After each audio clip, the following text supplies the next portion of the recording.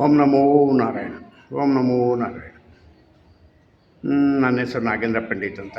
ಈಗ ಏನು ಹೇಳಕ್ಕೆ ಬಂದಿದ್ದೀನಿ ಅಂದರೆ, ನಮ್ಮ ದೇಶ ಮತ್ತು ನಮ್ಮ ರಾಜ್ಯದ ಒಂದು ಮಹತ್ವಪೂರ್ವಕವಾದ ಸುದ್ದಿ ಏನಪ್ಪ ಅಂದರೆ, ಈ ಸುದ್ದಿ ಪಿ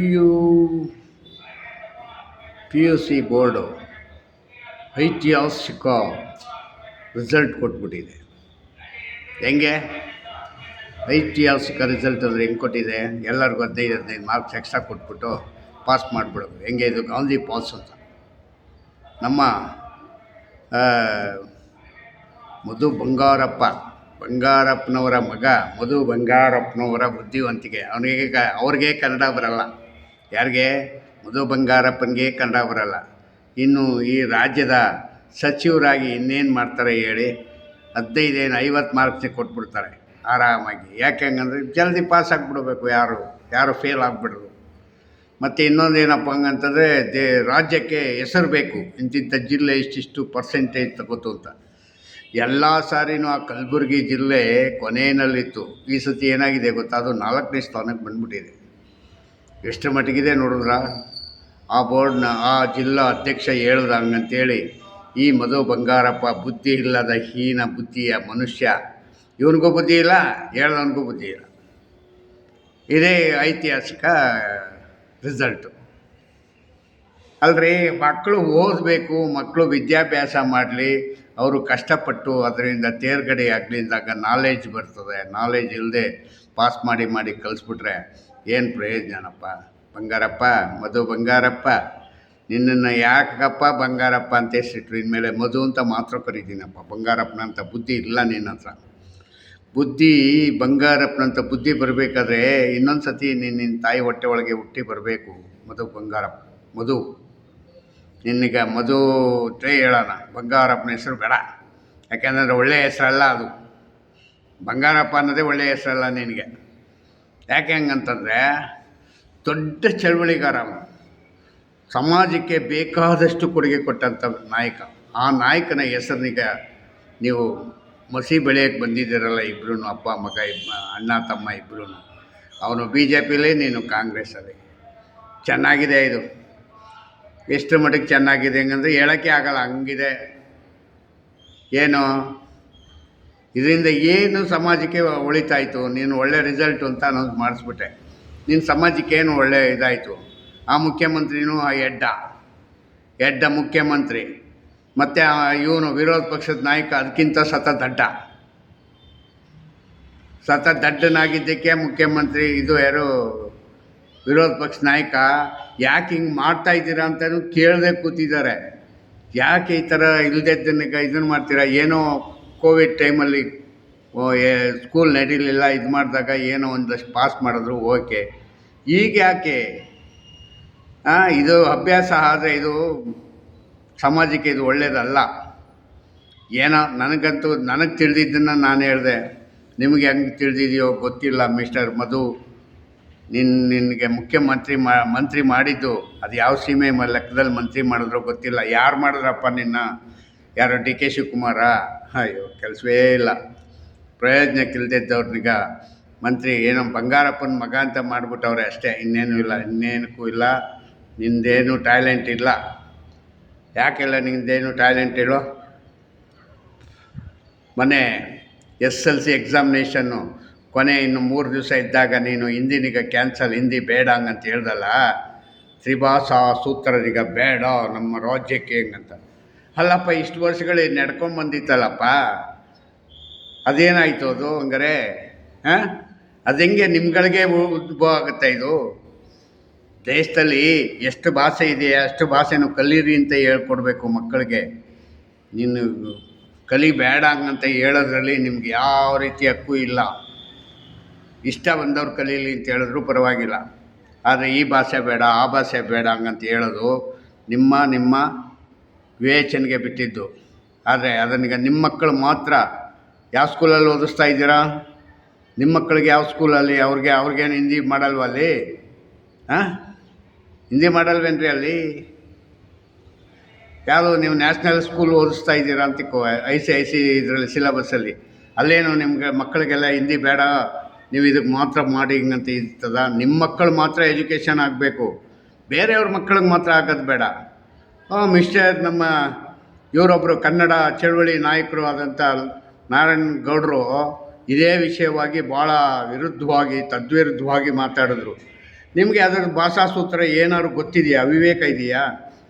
ಈ ಸಣ್ಣ ವಯಸ್ಸಲ್ಲಿ ಎಲ್ಲರಿಗೂ ಇನ್ನು ನಿಮ್ಮ ಮಾಸ್ಟ್ರುಗಳಿಗೆ ಮಾಡೋಕ್ಕೆ ಬರ್ತಾಯಿಲ್ಲ. ನಿಮ್ಮ ಮೇಸ್ಟ್ರುಗಳಿಗೆ ಇದು ಮಾಡಿದ್ದೀನೀಗ. ನಿಮ್ಮ ಮೇಸ್ಟ್ರುಗಳು ಅವ್ರಿಗೆ ತಲೆಯಲ್ಲಿ ತುಂಬಬೇಕು ಅದನ್ನ. ಆ ಥರ ಪಾಠ ಮಾಡೋಕ್ಕೆ ಹೇಳಿ.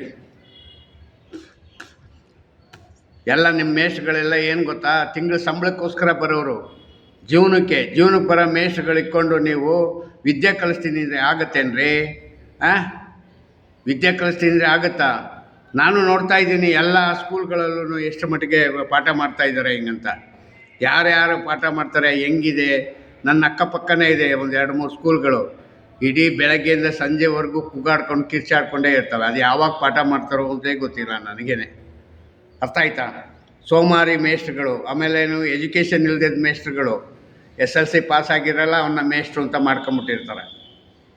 ಇಲ್ಲ ಅವನು ವಿದ್ಯೆನೇ ಗೊತ್ತಿರಲ್ಲ, ಅವನಿಗೇನು ಜೀವನ ಬೇಕು, ಅವನಿಗೆ ಬರ್ತಾನೆ ಪಾಠ ಮಾಡ್ತೀನಿ ಅಂತ ಸೇರ್ಕೋತಾನೆ. ಆ ಲೇಡಿಗಳಂತೂ ಈ ಮಹಿಳಾ ಮಣಿಗಳು ಮೇಷ್ಟ್ರುಗಳಾಗೋದ್ಮೇಲೆ ಆಗೋಯ್ತು, ಇನ್ನು ವಿದ್ಯಾಭ್ಯಾಸದ ಕತೆ ಮುಗಿದೋಯ್ತು. ಯಾಕೆ ಹಂಗಂತಂದರೆ ಅವರು ಮನೆಗೇನು ಬೇಕು, ಚಟ್ನಿ ಬೇಕಾ, ಉಪ್ಪು ಬೇಕಾ, ಸೀರೆ ಬೇಕಾ, ಜಾಕೆಟ್ ಬೇಕಾ, ಇದನ್ನು ಮಾತಾಡ್ಕೊಳಕ್ಕೆ ಮಾತ್ರ ಅವರು ಮಹಿಳಾ ಮಣಿಗಳು, ಬಿಟ್ಟರೆ ಇನ್ನೇನೂ ಇಲ್ಲ. ಈ ಥರವಾಗಿ ಆಗಿ ನನ್ನ ಸಮಾಜದ ವಿದ್ಯಾಭ್ಯಾಸ ಹಾಳಾಗಿ ಹೋಗಿದೆ. ಅರ್ಥ ಆಯ್ತಾ? ವಿದ್ಯಾಭ್ಯಾಸ ಹಾಳಾಗಿದೆ ನಿಜ. ಅದನ್ನೀಗ ಸರಿ ಮಾಡೋದಕ್ಕೆ ಏನಾದ್ರು ಸರಿಯಾದ ದಿಕ್ಕಿನಲ್ಲಿ ಹೋಗ್ತಾ ಇದ್ದೀರಾ? ಮಧುವರೇ ಮಂತ್ರಿಗಳೇ, ನಿಮ್ಗಳಿಗೆ ಏನಾದ್ರೂ ಸ್ವಲ್ಪ ವಿವೇಚನೆ ಏನಾದರೂ ಇದೆಯಾ? ವಿದ್ಯಾಭ್ಯಾಸದ ಚಿಂತಿತ್ತು ಇದೆಯಾ ಏನಾದ್ರೂ? ಏನೂ ಇಲ್ಲ. ನಿನಗೆ ಕನ್ನಡ ಬರೋಲ್ಲ ಮಾತಾಡೋಕ್ಕೆ, ನೀನು ಇನ್ನೊಬ್ಬರಿಗೆ ಕನ್ನಡ ಓದಿ ಅಂತಾರೆ. ಎಷ್ಟೋ ಇಂಗ್ಲೀಷ್ ಸ್ಕೂಲ್ಗಳು ಅಂತ ಮಾಡವ್ರೆ, ಅದರಲ್ಲಿ ಕನ್ನಡನೇ ಬರೋಲ್ಲ, ಅಂದರೆ ಮಾತೃಭಾಷೆನೇ ಓದ್ಸೋಕ್ಕೆ ಬರೋಲ್ಲ. ಅದನ್ನು ಕೇಳಿದ್ದೀರಾ? ಎನ್ಕ್ವೈರಿ ಮಾಡಿದ್ದೀರಾ? ನಿಮ್ಮ BOಗಳು DOಗಳು ಅದು ಯಾರ್ಯಾರು ಇದ್ದೀರಲ್ಲ, 16 ಜನ ಇಟ್ಕೊಂಡಿದ್ದೀರಾ. ಯಾರಾದರೂ ಒಂದು ಸ್ಕೂಲ್ನಿಗೆ ಹೋಗಿ ವರ್ಷಕ್ಕೆ ಒಂದು ಸ್ಕೂಲ್ನಿಗೆ ಇನ್ಸ್ಪೆಕ್ಷನ್ ಮಾಡವ್ರಾ? ಏನ್ರಿ, ಒಂದು ಸ್ಕೂಲ್ ಇನ್ಸ್ಪೆಕ್ಷನ್ ಮಾಡ್ತಾರೇನ್ರಿ ನಿಮ್ಮ AOಗಳು BOಗಳು ಎಲ್ಲರೂ? 16 ಜನ ಇಟ್ಕೊಂಡಿದ್ದೀರಾ ಅಧಿಕಾರಿಗಳೀಗ. ಅವ್ರು ಓದಿಲ್ಲ ಹಂಗಂದರೆ ನಾವು ಹಂಗೆ ಮಾಡ್ತೀವಿ ಹಿಂಗೆ ಮಾಡ್ತೀವಿ ಅಂತೆಲ್ಲ ಕತೆ ಹೇಳ್ತೀರಾ. ಏನಾದ್ರೂ ಮಾಡ್ತಾಯಿದ್ದೀರಾ? ಏನೂ ಇಲ್ಲ.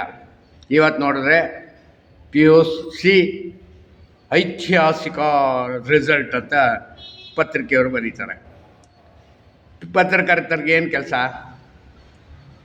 13% ಎಕ್ಸ್ಟ್ರಾ ಪಾಸಾಗಿ ಹೋಯ್ತಾರೆ ಹೆಂಗಂತಂದರೆ, ಏನೋ 1% 2% ಆದರೆ ಏನೋ ಗೊತ್ತಾಗಲ್ಲ ಅನ್ಬೋದು. 13% ಪಾಸಾಗ್ತಾರೆ ಅಂತಂದರೆ ನೀವು ಎಷ್ಟು % ಜನಕ್ಕೆ ಇದನ್ನು ಕೊಟ್ಟಿದ್ದೀರಾ?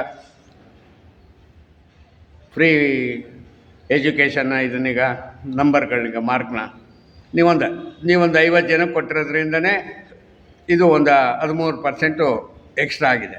ಯಾಕೆ ಹಂಗಂತಂದರೆ ನಮ್ಮಲ್ಲಿ ಓದೋರೆ ಕಡಿಮೆ ಜನ. ಅದರಲ್ಲಿ ಇವರೆಲ್ಲರೂ ಹೈಯೆಸ್ಟಾಗಿ ತಗೊಳ್ಳೋಂಥವ್ರು ಎಷ್ಟು % ಇದ್ದರು? ಮೊದಲೇ ಒಂದು 10% 12% ಇದ್ದರು. ನೀವು ಈಗ ಎಕ್ಸ್ಟ್ರಾ ಕೊಟ್ಬಿಟ್ಟು ಎಷ್ಟು % ಆಗೋದ್ರು ಈಗ? ಅಲ್ಲಪ್ಪ, ನಿಜವಾಗಿ ಓದಿ ಮಾರ್ಕ್ಸ್ನೀಗ ಗ್ರೇಡ್ ತಗೊಳ್ಳೋಂಥವ್ನಿಗೆ ಈ ಥರ ಹಿಂದುಗಡೆಯಿಂದ ಕಳಿಸ್ತಕ್ಕಂಥದ್ದು ಸರಿಯಾದ ಕ್ರಮನಾ? ಸರಿಯಾದ ಕ್ರಮ ಅನಿಸುತ್ತಾ ನಿಮಗೆ? ಮತ್ತು ಯಾಕೆ ಎಕ್ಸಾಮಿನೇಷನ್ ಇಡ್ತೀರಾ? ಮತ್ತು ಸ್ಕೂಲ್ ಯಾಕೆ ನಡೆಸ್ತೀರಾ? ವರ್ಷಕ್ಕೊಂದ್ಸತಿ ಅಡ್ಮಿಷನ್ ಮಾಡ್ಕೊಂಡು ಒಂದೇ ಸತಿ ಪಾಸ್ ಅಂತ ಕಳಿಸ್ಬಿಡಿ, ರಾಮಾಯಣನೇ ಇರಲ್ಲ. ಮತ್ತು ಇಷ್ಟು ಲಕ್ಷ ಜನ, ಕೋಟಿ ಜನ ಮೇಷ್ಟ್ರುಗಳು ಕೆಲಸ ಮಾಡೋದು ಬೇಗ ತಪ್ಪುತ್ತೆ ಅಲ್ವಾ? ಕೆಲಸ ಮಾಡೋದೇ ತಪ್ಪುತ್ತಲ್ಲ. ಏನು ಮಧು ನೀನು ಮಾಡಿದ್ದು ಕೆಲಸ? ಮಧುಗೆ ನಿನ್ನ ಹೆಸ್ರಿಗೆ ತಕ್ಕಾಗೂ ಇಲ್ಲ ನೀನು. ನನಗೆ ನಾಚಿಕೆ ಆಗ್ತದೆ. ಯಾಕೆ ಹಿಂಗಾಯ್ತೋ, ಏನಕ್ಕೆ ಈ ಥರ ಮಾಡ್ತಾಯಿದ್ದೀರೋ ನನಗೊಂದು ವಿಷಯ ಅರ್ಥ ಆಗ್ತಾಯಿಲ್ಲ. ಸಮಾಜಕ್ಕೆ ಬೇಕಾಗಿರೋದು ಏನು? ಒಳ್ಳೆ ವಿದ್ಯಾಭ್ಯಾಸ ಬೇಕು, ಭಾಷೆ ಕಲಿಬೇಕು. ತ್ರಿಭಾಷಾ ಸೂತ್ರ ಅಲ್ಲ, ಪಂಚಭಾಷಾ ಸೂತ್ರ ಆಗಿರಲಿ ಚಿಂತೆ ಇಲ್ಲ. ಅಕ್ಕಪಕ್ಕ ಇರ್ತಕ್ಕಂಥ ನೆರೆ ಹೊರೆ ನಮಗೆ ಕೇರಳ ಬಾರ್ಡರ್ ಇದೆ, ಕೇರಳನೂ ಕಲಿಬೇಕು. ತಮಿಳ್ನಾಡು ಬಾರ್ಡರ್ ಇದೆ, ತಮಿಳ್ನೂ ಕಲಿಬೇಕು. ಮತ್ತು ತ್ರಿಭಾಷಾ ಅಂತಂದರೆ ಹಿಂದಿ ಯಾಕೆ ಹೆಂಗಂತಂದ್ರೆ ರಾಷ್ಟ್ರ ಭಾಷೆ. ದೇಶದಲ್ಲಿ ಎಲ್ಲರೂ ಓಡಾಡಬೇಕು ಹಂಗಂತಂದರೆ ಹಿಂದಿ ಬೇಕೇ ಬೇಕು. ಯಾಕೆ ಹಿಂದಿ ರಾಜ್ಯಗಳು 4-5 ಇದ್ದಾವೆ. ಆ ರಾಜ್ಯದಲ್ಲೇ ಹೋಗಿ ಕೆಲಸ ಮಾಡಬೇಕು ಅಂದರೆ ಕತೆ ಏನು ಮಾಡಬೇಕು ಅವನು? ಕಲ್ತ್ಕೊಂಡಿದ್ರಿ ಏನು ನಿಮ್ಮ ಅಪ್ಪನ ಮನೆ ಗಂಟು ಹೋಗುತ್ತೆ ಮಧು? ನಿಮ್ಮ ಅಪ್ಪ ಅವ್ರು ಏನು ಹೇಳಿದರೆ ಯಾವತ್ತಾದ್ರು ಈ ಥರ ಮಾಡಬೇಡ ಹಂಗಂತ ಕೇಳಿಸ್ಕೊಂಡಿದ್ರು ಅವರು? ಅವ್ರು ಯಾವತ್ತೂ ಯಾವ್ರನ್ನೂ ವಿರೋಧ ಮಾಡಿದವರಲ್ಲ. ಎಲ್ಲನೂ ಕೂಡ ಸಾಮಾಜಿಕ ನ್ಯಾಯದ ಕಡೆ ಕರ್ಕೊಂಡು ಹೋದಂಥವ್ರು